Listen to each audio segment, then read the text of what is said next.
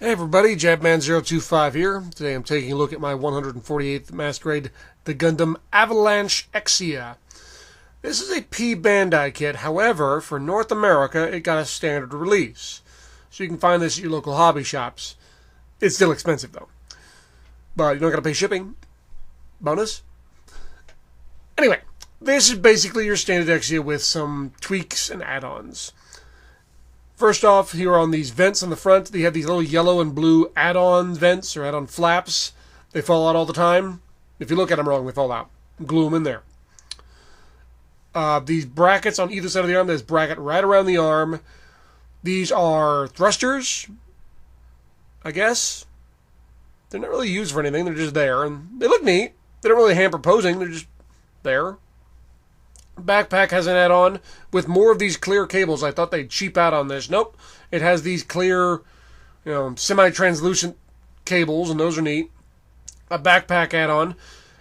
Do not put an LED in this thing, because you're never going to get that GN drive out without disassembling a lot of stuff. So, no LEDs on this thing.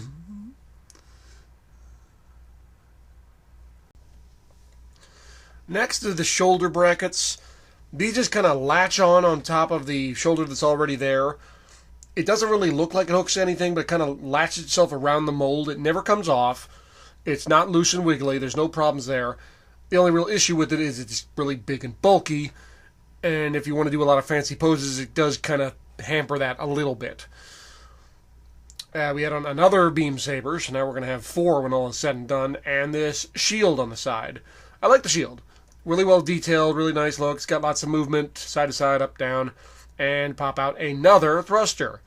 There are thrusters all over this thing. The Avalanche Exia really reminds me of the GP01 Fulvernian. The Fulvernian adds on thrusters, maneuverability. The Avalanche does mainly the same thing.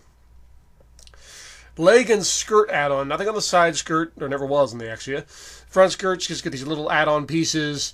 Back skirt just gets a big giant add-on piece, and on the legs you get this mamma jamma. Big old giant knee sections and a giant ski thruster thing on the back. See the cables there hook into the back skirt armor, so that's where those cables go. Weapons, they give you the ugly gray for the swords.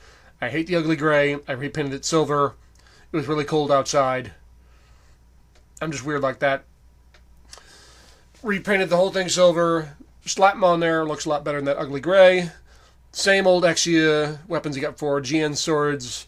The shield. Same thing you got with the standard Exia release. But it looks better now in silver as opposed to that ugly gray. It was cold. Just saying. Anywho.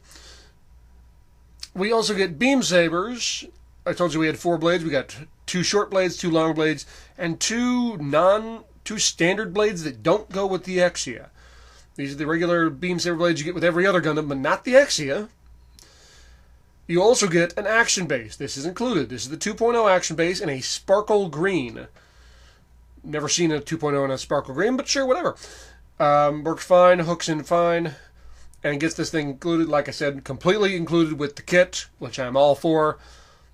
This thing can stand on its own, but it's awkward as sin. You're not going to get a whole lot of poses. In the air, however, things get a lot better. Now, it's still not the greatest connection the Exia never was, but it keeps it up there. And you can see it's kind of off-kilter. I've got the GN sword on there. It does lean to the right when it's holding that GN sword. And it's got a full backpack armament. You can put all the GN swords, the short, the long, and the big daddy, all hook into the backpack with different attachments, and the shield hooks into the back skirt armor as so. And you flip those skis around, it has it up front. You got to remove this piece here on the shield to have it all connected. Skis flip around, hook into the feet, and you got everything there. Now this thing is crazy busy. You got stuff jutting out all over the place. It's nutsoid crazy. And you can't pose with it now, because there's just too much junk. Beam sabers, it holds everything fine. That's not a problem. On the skis, these little launchers come out, little hands that unfold from here. That's where that other beam saber goes. So you can have this thing holding 4 beam sabers, 2 on each foot and 2 on each hand. Short, long. I mean, it gets busy and crazy, but I like it. But like I said, with all that junk on the back, you're not going to do much posing. And quite frankly, I think this kit looks better without all the accessories. I mean, this is my personal opinion.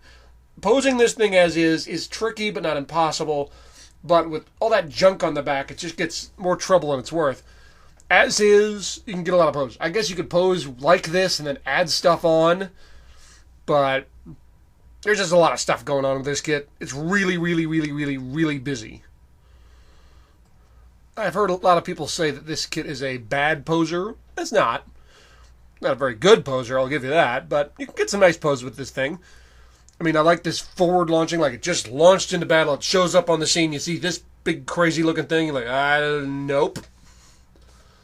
Decals. You get the standard decals that come with the Exia, including the dry transfer, which nobody ever uses because they're terrible. The sticker decals and extra water slide decals. Why could they have not just made a big sheet of water slide decals, including all of it? I don't know. Regardless, these water slides are a giant pain in the tuchus. There's lots of teeny, tiny, itty bitty little decals. Some good ones, like the Celestial Being one there, one on the knees. But a lot of these tiny little white dash marks. Just a severe pain in the butt on these decals. A lot of them don't want to fit right. You're fighting with them. They look okay, but I don't know if I'd recommend using all of them. Putting them all on there was just a royal pain in the butt. But it does look good with them. The Celestial being one on the top shoulder and the one on the knee are the sellers. Some other good ones on the shoulders, but a lot of tiny little tick marks you'll never even notice. And here he is, all 4 Exias master grades that I own. There's a couple more out there. Here we have the Exia Repair one, the standard Exia, the Trans Am Exia, and the Avalanche Exia. Of the 4, I do think the Avalanche is my least favorite. Take that for what it's worth, but I still enjoyed the kit. Final thoughts? I'll give it a thumbs up. If you're a hardcore lover of the Exia, if you're out there and you love the Exia, and you know who you are, get this kit. You'll enjoy it. You'll like it. If you're a casual fan of the Exia, you might pick it up. I mean, it's a little expensive, but it has an action base included. If you take the price of the action base away, it's in the box. It's still a little expensive kit, but it's not ridiculous, especially if you're in North America, because you don't got to pay shipping. You can find it most retailers, or most model kit retailers anyway.